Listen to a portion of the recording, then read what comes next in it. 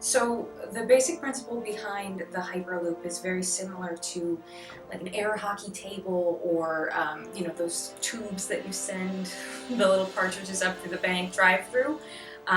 It is a tube with reduced air pressure, and that allows for much faster speeds because obviously you're not wading through all of this heavy air, kind of like when you're trying to walk through water and it's a lot, or it's very difficult. So basically the way it works is you put a linear motor on the front that powers the air compressor, which will pull air in and force it at very high rates of pressure through air skis on the bottom of the capsule that people and cargo are sitting in. So that will allow for the pod to kind of levitate within the tube, and it will also allow for a great force when propelling this canister essentially forward. So the idea is that you can get up to speeds like 600, 700 miles an hour, vastly reducing travel times. That will actually have a very, very serious effect on not only the travel patterns throughout the country, but the different industries associated with those travel patterns. So the auto industry is possibly going to take a hit because of this. I mean, obviously California has some very serious issues with traffic, which would be potentially alleviated by this new system. Airline travel could also be heavily impacted because, I mean, why would you pay so much money and stand in security lines for hours on end when you could cut the travel time in half and pay $25 for a ticket? So the idea is that we can actually get this technology all across the country, connecting major cities, so that instead of hours and hours to travel between New York and LA, or San Francisco and LA, they're looking at times of like 25 minutes basically. Also, I mean, there's socioeconomic implications, real estate implications as well. I mean, you have people who could now live in much more rural areas and still travel into major cities without having to spend all of the money on, travel costs with their car and sit in traffic, all of the travel time that would take up. On top of that, I mean, there are tax implications. You can have someone living in LA and working in Las Vegas, and they don't even have, any income tax. So there are some definite kinks that would need to be worked out of this system, but overall, the implication is that the travel industry is going to be completely revolutionized by this technology.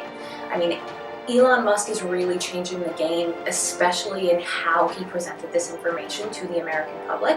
I mean, the man just kind of had this stroke of brilliance, came up with the bones of how to make it all work, and just one day dumped it and said, do what you will with this. I'm too busy with all of my other projects, so, I mean, make what you can out of this. And now we have several competing companies who are striving to make this technology as great as it can be.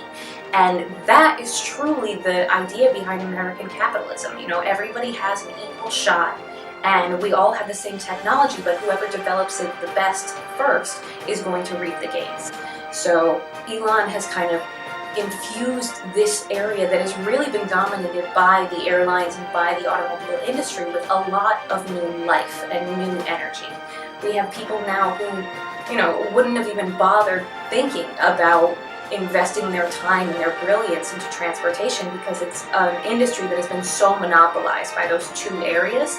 And now we are reinvigorating the entire industry with new technology, clean energy, and really just a lot of innovation. So it's a very exciting time. So obviously with innovation comes a lot of pushback.